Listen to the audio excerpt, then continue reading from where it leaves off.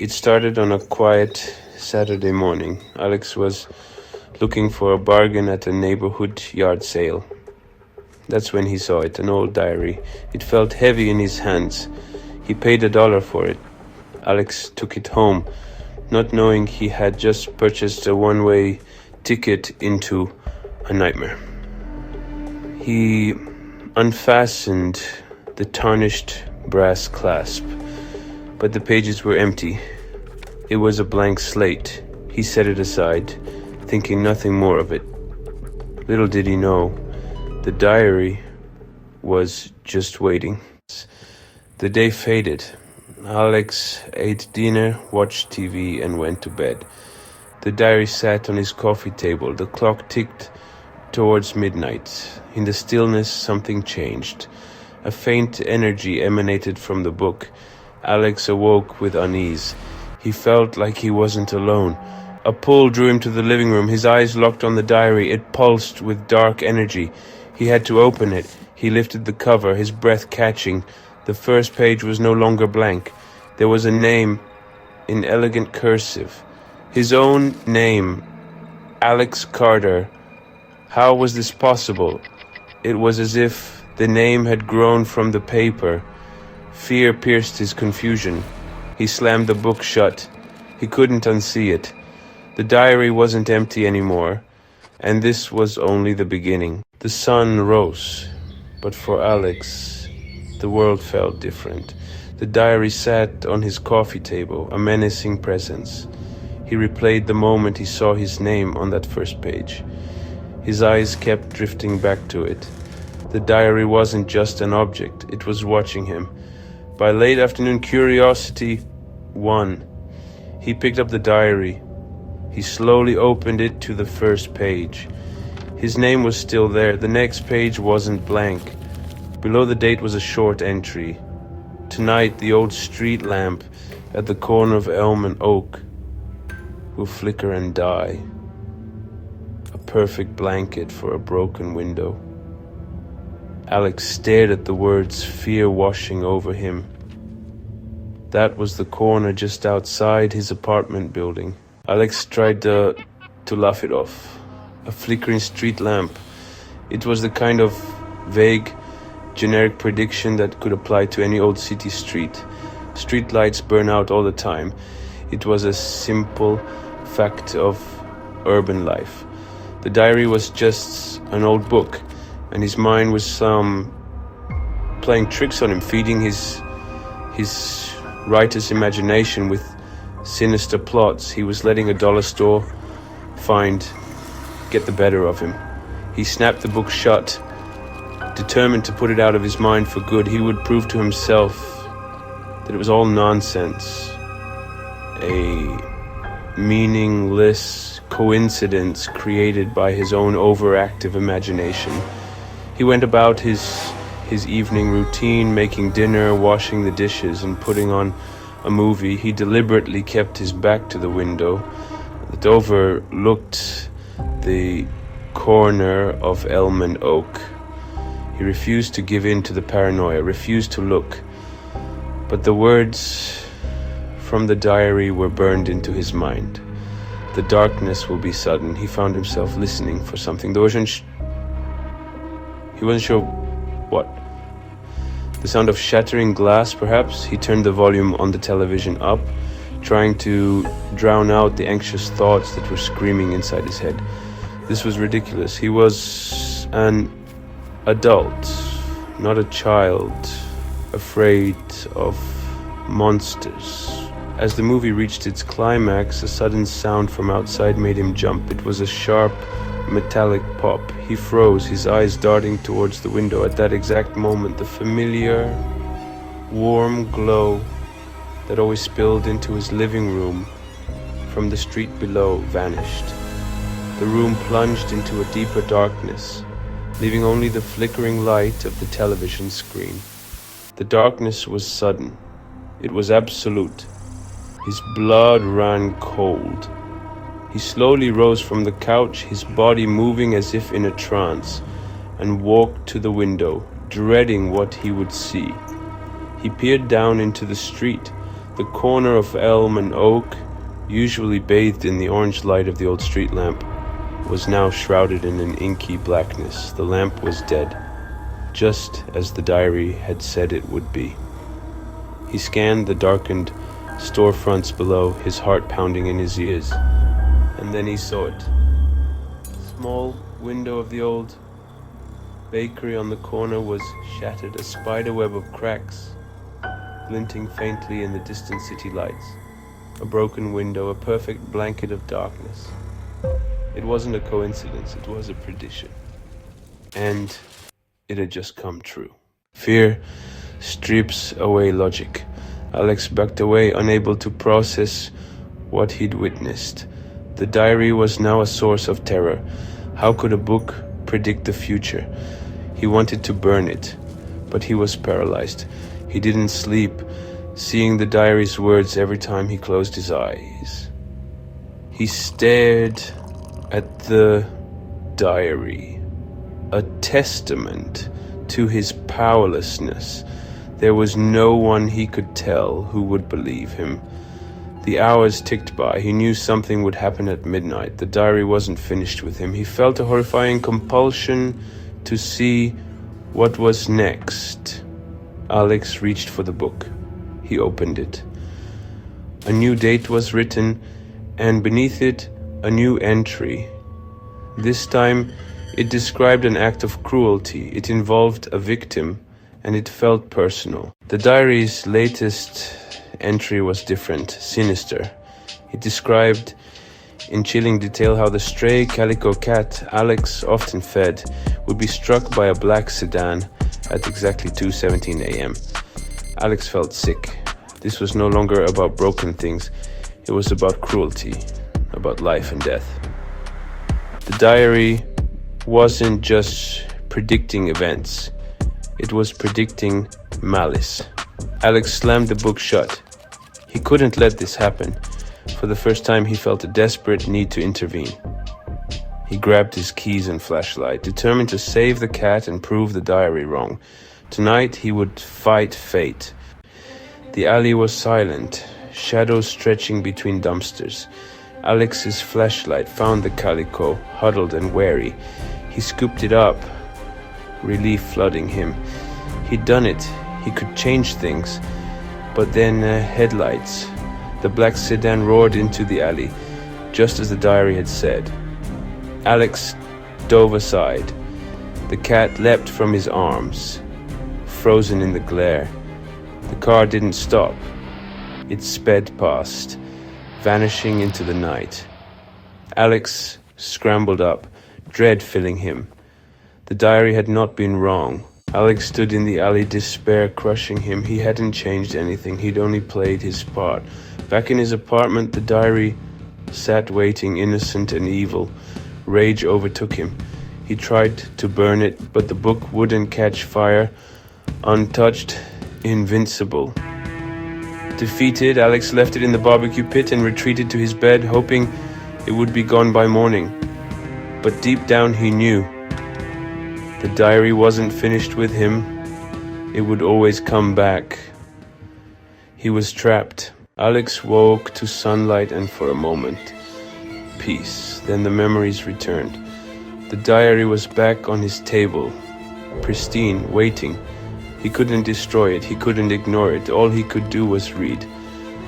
With trembling hands, he turned the page. The next entry was worse. A violent home invasion. A family named. A street address. And at the end, the diary described Alex's own role in the crime. The horror was escalating. The diary's words were a death sentence for Alex's old life. It described a robbery, time, place, family, every detail. Alex was paralyzed. He could warn someone, but how? He'd be a suspect, or worse, dismissed as insane. Doing nothing made him complicit, but fear kept him frozen. As the crime unfolded, guilt hollowed him out. He was no longer just a victim of the diary's curse. His silence was becoming consent to its darkness. The next morning, the news was everywhere. It was the lead story. Violent home invasion. Alex watched, his stomach churning. Every detail matched the diary's entry. Then, the police sketch flashed on the screen. It was him. Panic crashed over him. How could this be? Was the diary framing him? He was a suspect. The nightmare had breached his apartment. He shut off the television. He started pacing, his mind a whirlwind of fear. The diary had placed him at the scene. It was dismantling his life. Paranoia escalated. Alex felt like a fugitive, afraid to be seen. He kept the blinds drawn, the darkness a shield. He stopped answering his phone, unable to explain the terror. Every midnight, a new diary entry. Every morning, news of petty crimes nearby. Police reports mentioned a shadowy figure matching his description. The police sketch became more like him. The diary was creating a phantom culprit with his face. The diary was weaving a web, pulling tighter. He was a prisoner of the diary's narrative, framed as the villain. All he could do was watch his life destroyed. The fear never ceased, turning his home into a prison. The inevitable knock came on a Tuesday morning. 2 detectives stood in the hallway. One held up a badge. The outside world had finally come for him. He stepped aside numbly, letting them in. They asked about the Henderson robbery. He prayed they wouldn't notice the diary. A witness saw a man who looks a lot like you near the scene. He was trapped. Alex knew his life was over. The detective's visit was a clear warning. His apartment felt like a cage. Alex was running out of time. He resolved to build a case against the diary. He had to understand its history, its origins, the source of its malevolence. It was a desperate gambit. He had to become a detective hunting a cursed object. It would involve dusty archives, forgotten history, and the dark corners of the internet. His first step was to go back to the yard sale. Defeated, Alex returned to his apartment and began to dig online. Alex searched the internet. Haunted diary, cursed book, journal that predicts the future. After hours, he found a decade-old forum post about the Witness book. The user described finding a leather diary with a brass clasp at an estate sale that filled itself with entries. They tried to get rid of the book, but it always returned. The final post described a fire and police questioning, then silence. Alex knew what that silence meant. The diary had claimed another victim. The discovery of Ghost Watcher 22's posts was a breakthrough, but it was also terrifying. It confirmed that the diary had a pattern, a cycle of finding a host, framing them for its crimes, and then moving on. Alex became an obsessive digital archaeologist, digging deeper into the internet's forgotten corners. He started searching for news articles from the time and location of Ghostwatcher 22's posts. He cross-referenced the vague details of the unfortunate events mentioned in the forum with local news archives from that period. He was looking for a connection, for proof that would link the forum posts to real-world tragedies. It didn't take long to find it. An article from a small-town newspaper dated 12 years ago detailed a house fire that had claimed the lives of a young couple. The article mentioned that a neighbor, a man named Robert Miller, had been brought in for questioning. He was the primary suspect, but the evidence was purely circumstantial. He had been seen near the property. He had no alibi. The article ended by stating that Robert Miller had taken his own life in his home before any charges could be filed. The case was closed. Alex felt a wave of sickness. Ghostwatcher 22 was Robert Miller. The diary had driven him to his death. This grim discovery spurred Alex on. He began to search for other similar patterns. He looked for unsolved crimes, accidents, and tragedies where a single unlikely suspect was identified but never convicted, often meeting a grim fate of their own. He spent days piecing together a timeline, a trail of misery that seemed to stretch back decades. He found a case from the 1980s in a different state, a series of burglaries where a young woman was suspected. She had no prior record, but a witness claimed to have seen her. She disappeared without a trace before she could be arrested. Her car found abandoned near a bridge. The trail went cold in the pre-internet era, but Alex was certain it continued. Each story was an echo of his own, an ordinary person, an unexplainable series of crimes, and a life destroyed by suspicion and paranoia. The diary was a predator, a parasite that attached itself to a host, used them as a scapegoat for the chaos it created, and then discarded them once their life was in ruins. He wasn't going crazy. This was a real tangible evil that had been operating for years, leaving a wake of broken lives and unanswered questions. He was just the latest name on its long list of victims. The question now was, could he be the last? Alex realized the diary's history was older than the internet. He needed to leave the digital world behind and dig into physical records. His research led him to a common thread. Many events and people had ties to the city where he lived. The diary had a home, a place it returned to over generations. This brought him to the city's central library. He spent days in the library's local history section, poring over old newspapers. He spoke with the head archivist, who recalled local folklore about a sorrowful ledger. The ledger belonged to Judge Alistair Finch, infamous for his role in the city's witch trials. Alex found Finch's journals and saw a familiar script about his ledger of judgment. Alex felt a chill. He had found the diary's creator. The discovery of Judge Alistair Finch and his ledger of judgment was a seismic shift in Alex's understanding of the curse. He was grappling with the lingering will of a long-dead man.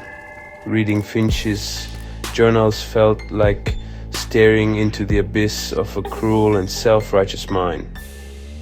The judge believed his ledger was a divine tool, passing judgment and using the book to manifest his vision of justice. The diary wasn't just predicting crimes, it was condemning people, and Alex was its latest target. It sought out individuals and painted them as sinners, framing them with crimes they didn't commit. Alex was being judged by a 300-year-old fanatic, and the verdict was already decided.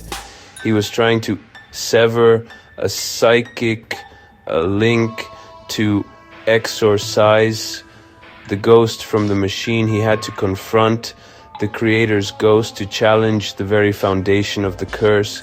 He would meet the diary on its own terms, at its own chosen time.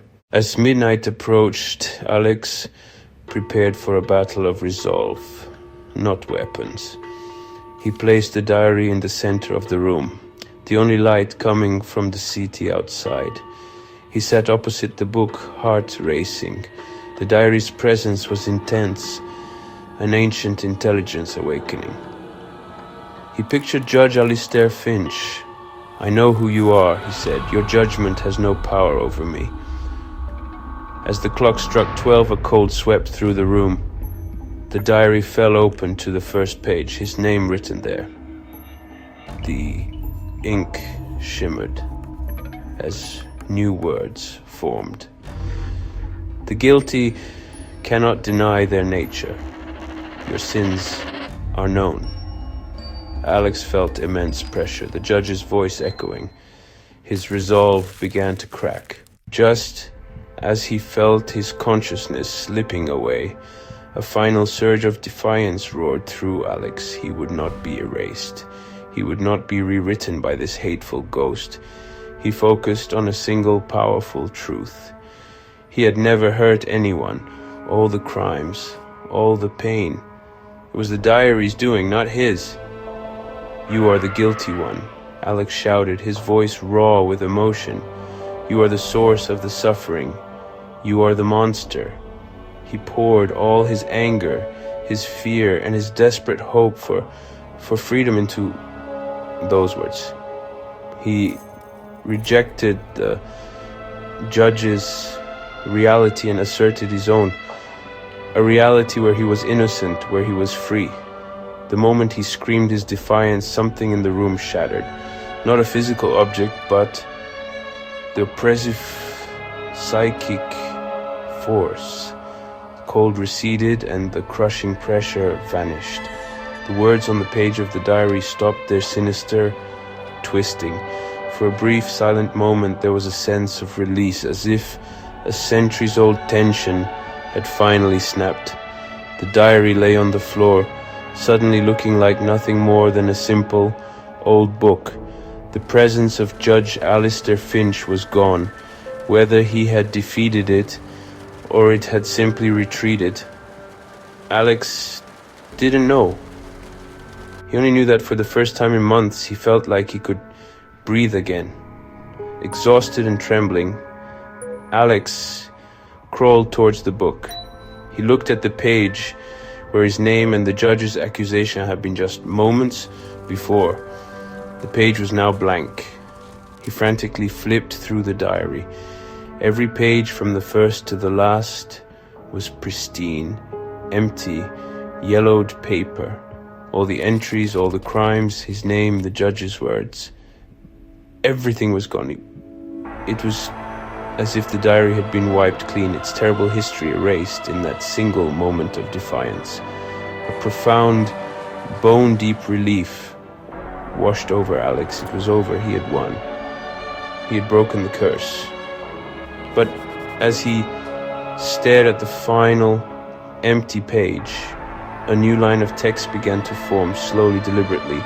The script was not the judge's elegant cursive. It was a messy, frantic scroll, completely different from anything he had seen before. It looked like his own handwriting. There was no date, no prophecy of a crime.